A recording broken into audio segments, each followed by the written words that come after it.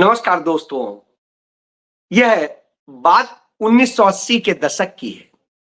मेरे पिताजी बांदा जिले में तैनात थे, पुलिस अफसर थे। उस दौर में एक पंडित जी थे, उनके घर के लड़के के ऊपर रेप का इल्जाम लगा।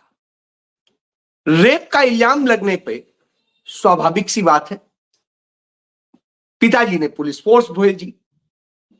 पंडित जी अपने लड़के को खुद पकड़ के थाने लेके आए और उन्होंने कहा, इसको पकड़िए और इसने जो घिनौनी हरकत की हो इसको गोली मार दीजिए, जिंदा मत छोड़िएगा। मैं नहीं चाहता हूं कि मेरे घर को इसके जैसा व्यक्ति कलंकित करे। मैं इसको जीवित नहीं देखना चाहता हूं।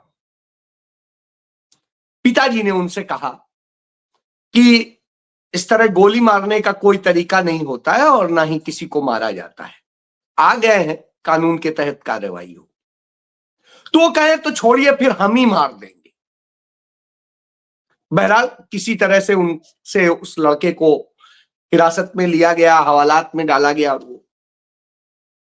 उसके बाद में पिताजी मेरे करीब 3.5 साल तक उसी जिले में रहे। पंडित जी ने ना तो अपने बेटे की जमानत करवाई, न उसकी कोई पैरवी की और ना ही किसी तरह से। बहरहाल जो लड़की पक्ष था वो कहीं ना कहीं इस पे एग्री हो गया कि हाँ हम शादी कर लेंगे और ये कर लेंगे, और अंत में जो है वो लड़की ही अपने बयान से मुकर गई। वो लड़का छूट गया। छूटने के बाद पंडित जी ने उसे अपने गांव तक में नहीं घुसने दिया, क्योंकि कुछ पुश्तैनी जमीन थी, उसमें उसे हक मिल रहा था। तो पंडित जी ने कहा कि ये जमीन या तो बेच के जाओ, नहीं तो यहां यदि आओगे तो मैं गोली मार दूंगा। वो लड़का अपने पिता के खिलाफ कंप्लेंट लेके गया पुलिस में कि मेरे पिता उस जमीन पे नहीं। अंत में फिर पिताजी को बैठा करके समझौता कराया गया कि ठीक है, ये अब गांव नहीं आएगा, ये बेच देगा। और पंडित जी ने जितनी उसने उसकी कीमत बताई उतनी दे दी। पंडित जी ने उसको दूसरे के नाम लिखवा दी, अपने ही परिवार के, और उस लड़के को नहीं आने दिया। ये एक छोटी सी घटना मैं बता रहा हूं कि जो इस तरह की घटना में जहां लड़की भी मुकर गई बाद में, सोचिए उस जगह जहां उस लड़की का मेडिकल नहीं हुआ था, क्योंकि घटना पुरानी थी, मेडिकल में कुछ आया नहीं था, लेकिन पंडित जी ने उस आरोप के कारण अपने बेटे को नहीं किया। कहा इसने मेरे खानदान को कलंकित किया है। हमारे खून में इस तरह का नहीं है। हमारे यहां लड़कियां देवी होती, वो कैसी भी हो, हमें कोई मतलब नहीं। हमारा बच्चा खोटा है, हमें इस बात की तकलीफ है कि हमने ऐसा बच्चा जन्म दिया जो इस तरह की हरकत कर रहा है। आज मैं आपको यह किस्सा क्यों सुना रहा हूं? यह किस्सा मैंने इसलिए सुनाया कि एक नरेंद्र मोदी सरकार में मंत्री है हरदीप सिंह पुरी, उसका जन्मदिन था।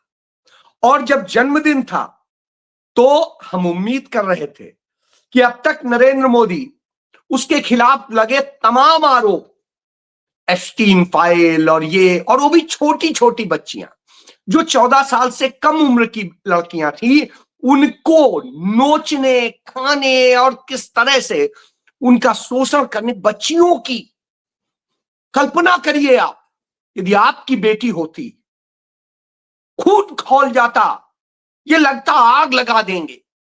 सोचिए ऐसी बच्चियों को शिकार बना के। जो बच्चियां पढ़ने गई थी उनके स्टूडेंट वीजा का खेल करके और तमाम तरह से उनको शिकार बनाया गया।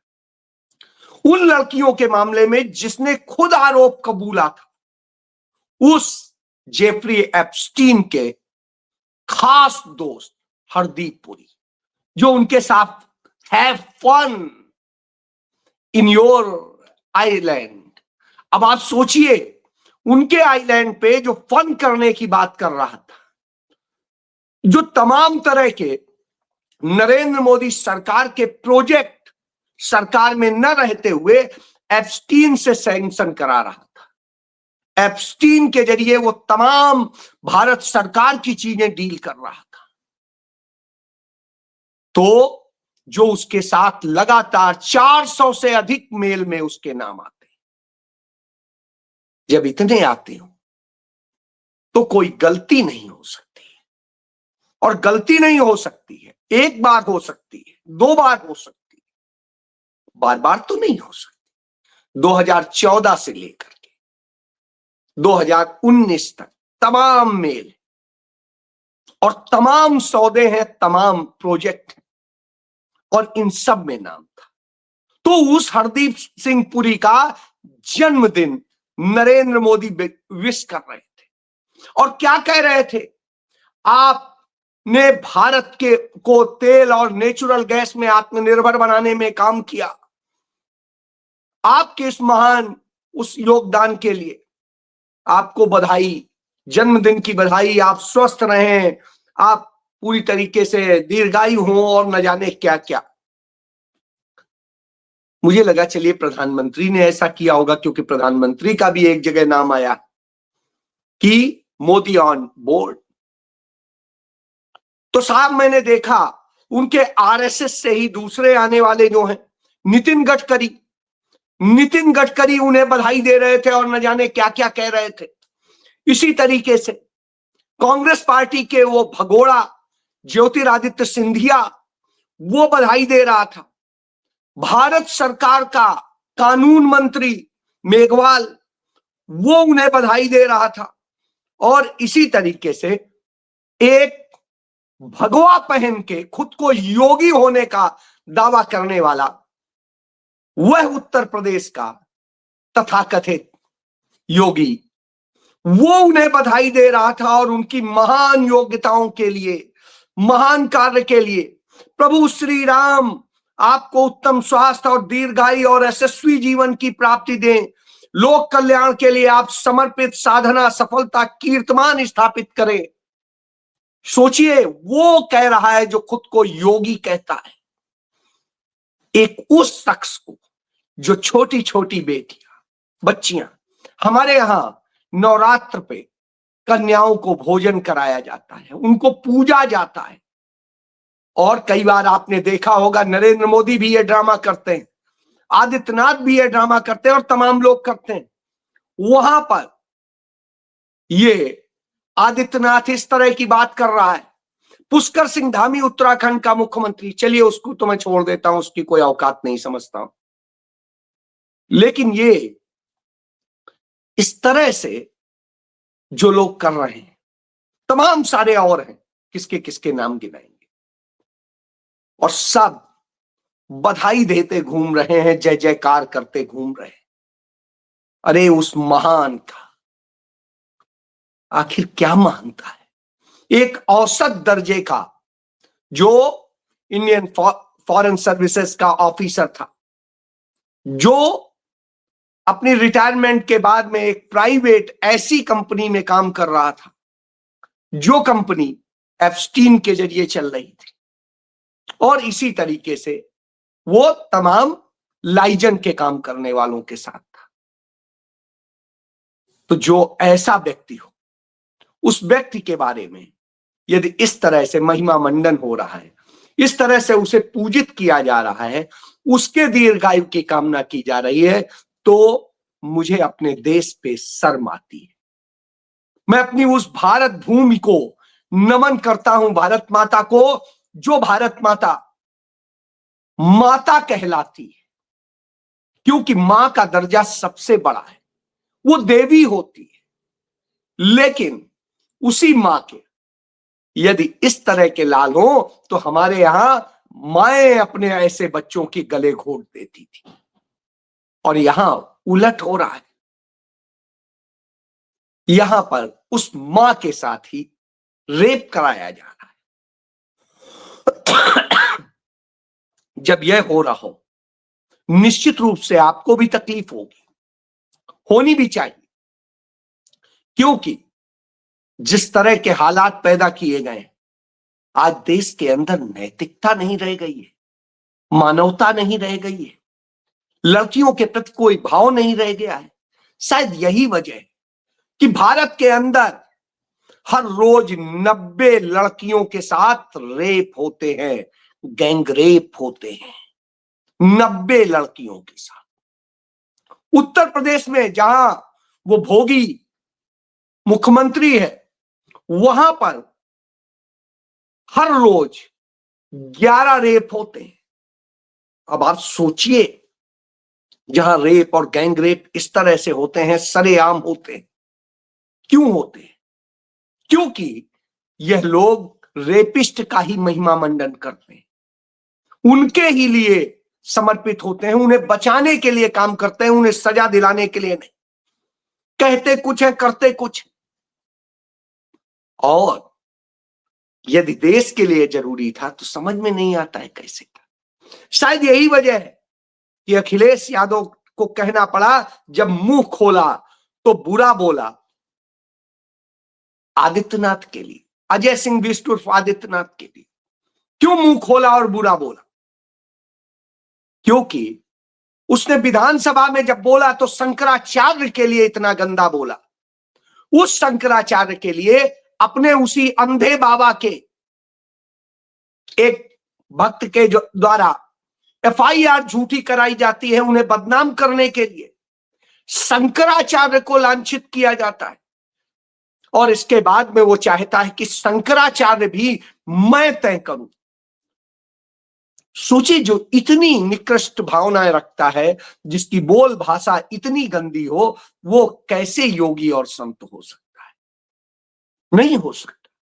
तुलसीदास जी ने संत की परिभाषा लिखी है, संत हृदय नवनीत समाना। जिस संत का हृदय बिल्कुल मक्खन की तरह से कोमल होता है, वह संत निर्मल हृदय वाला, जो अपने दर्द के प्रति कठोर हो लेकिन दूसरे के लिए द्रवित हो जाए, वह संत।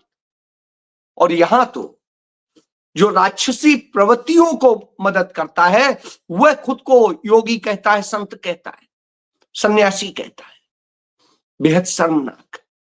उधर नरेंद्र मोदी, जो अपने आप को संसद के भीतर 56 इंची चिल्ला रहे थे, एक अकेला बताते थे और न जाने क्या क्या, उनकी स्थिति यह है, इतना डरा हुआ प्रधानमंत्री। क्यों डरा है? क्यों डोनाल्ड ट्रंप ने कहा कि मैं नरेंद्र मोदी का राजनीतिक कैरियर खत्म कर सकता हूं? वो कैसे नरेंद्र मोदी का करियर खत्म कर सकता है, जो भारत दुनिया का सबसे बड़ी डेमोक्रेसी है, यहां जनता करेगी। लेकिन नहीं, वो कह रहा है। क्यों कह रहा है? क्योंकि वो जानता है कि उसके पास इतना कुछ है कि वो सार्वजनिक रूप से यह भी कह देगा, तब भी नरेंद्र मोदी उसके आगे सिर झुकाए खड़ा होगा, उसकी हर बात मानेगा। शायद यही वजह है कि अमेरिका का एक राजनयिक कहता है कि भारत को वही करेगा जो हम चाहेंगे, और यह स्वीकार कर लेता है भारत। तो अब आप सोचिए, इतनी क्या मजबूरी है? इसका मतलब कहीं ना कहीं तो गड़बड़ है। मुझे याद आता है 1986, राजीव गांधी देश के प्रधानमंत्री थे। अमेरिका, फ्रांस और ब्रिटेन ने मिलकर लीबिया पर बमबारी की, और भारत ने उस समय में इन 3 बड़े देशों को दरकिनार करके लीबिया की मदद के लिए अपने यहां से संयुक्त टीम भेजी, संयुक्त राष्ट्र संघ में मामला उठाया और विरोध करके कार्रवाई रुकवाई। 1989 में राजीव गांधी ही प्रधानमंत्री थे। अमेरिका ने भारत तथा और उसके सहयोगी देशों पर यह दबाव डाला कि वो इंश्योरेंस के सेक्टर खोल दें, और यदि नहीं खोलेंगे तो हम ये कर देंगे, वो कर देंगे। उन्होंने प्रतिबंध लगाने का किया। राजीव गांधी ने कहा, नहीं, हम ये नहीं करेंगे, यह देश हमारे लोगों का है, हम देश के लोगों के हितों से समझौता नहीं कर सकते। और उन्होंने नहीं किया। अमेरिका ने बड़ी कोशिश की, राजीव गांधी ने वह राजनयिक दबाव बनाया कि डर के कारण अमेरिका बैकफुट पर आ गया और प्रतिबंध से पीछे हट गया। याद करिए कि बड़े दबाव थे डॉक्टर मनमोहन सिंह पर कि आप जो न्यूक्लियर डील हुई है उसमें अमेरिका की वो शर्तें मान लीजिए। उन्होंने कहा नहीं, हम भारत के लोगों के भविष्य से नहीं खेल सकते, समझौता हमारी शर्तों पर होगा, आपकी शर्तों पर नहीं। और उन्होंने वही करके दिखाया था। और उसके बाद भारत के कई रास्ते खुले। 1991 याद करिए, भारत को झुक जाने जैसी बात कही गई थी, लेकिन डॉक्टर मनमोहन सिंह ने भारत का 40 टन सोना गिरवी रखा। उसके पहले चंद्रशेखर 20 टन सोना बेच चुके थे। इस हालत में दे के गए थे। तब डॉक्टर मनमोहन सिंह वित्त मंत्री थे, उन्होंने वह सोना गिरवी रखा और अपनी अर्थव्यवस्था सुधारी, शीश नहीं झुकाया, उनकी शर्तों पर नहीं किया, वैश्विक बाजार को देखा और उसके बाद वही सोना छुड़ाकर वापस लाए और उसको 4 गुना ज्यादा कर दिया। यह भारत था। जो भारत झुकता नहीं था, श्रीमती इंदिरा गांधी थी। परमाणु विस्फोट पहला किया, पूरी दुनिया उनके खिलाफ होने को हुई। उन्होंने कहा सबसे निपट लेंगे। हम मजबूती से खड़े रहे। आज हमारा प्रधानमंत्री इतना डरा दिखाई देता है, क्यों? क्योंकि कुछ न कुछ तो है।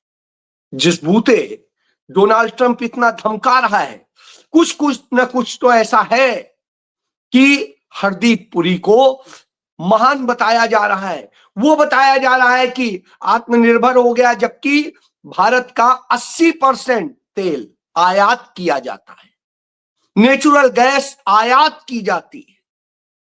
अब यदि आयातित चीजों से कोई आत्मनिर्भर बनता है तो यह अपने आप में आश्चर्यजनक है। शायद तभी हमने गिरवी रखने का कर दिया। हमने इस डील में यह भी कर दिया कि भारत की विदेश नीति, भारत की अर्थनीति और भारत की सुरक्षा नीति सब अमेरिका ही तय करेगा। वो अमेरिका के अकॉर्डिंग होंगी। यह 6 फरवरी 2026 को जारी अमेरिका के राष्ट्रपति के एग्जीक्यूटिव ऑर्डर में लिखा हुआ है। यानी हमने भारत को किस तरह से गिरवी रख दिया है। हम क्या करेंगे, कैसे करेंगे, क्यों करेंगे, ये मुझसे पूछ के करना पड़ेगा। यानी हमारी सारी नीतियां वो तय करेगा, हम तो सिर्फ कहने को होंगे। हम अय्याशी करने के लिए प्रधानमंत्री होंगे, हम दूसरे मंत्री होंगे, हमारी कोई और भूमिका नहीं होगी। वह भारत जिसे स्वयं प्रभु भारत बनाया गया था, वो संप्रभु भारत आज गुलाम भारत बना दिया। और हरदीप पुरी को आप बधाई दे रहे हैं, जो हैव फन कर रहा था उस घिनौने बच्चियों के यौन अपराधी से, जिसने हजारों लड़कियों की जिंदगी बर्बाद की, उसका महिमा मंडन करता है। जी हां, सोचना पड़ेगा आप कहां आ गए। आपके पास बहुत कुछ आ गया होगा, लेकिन आज आप अपनी नैतिकता, मानवता सब खो चुके हैं। कल के दिन आपकी बेटियां भी शिकार होंगी, बेटे भी शिकार होंगे और आप तालियां ही पीटते रह जाओगे। जी, यही हालात। जय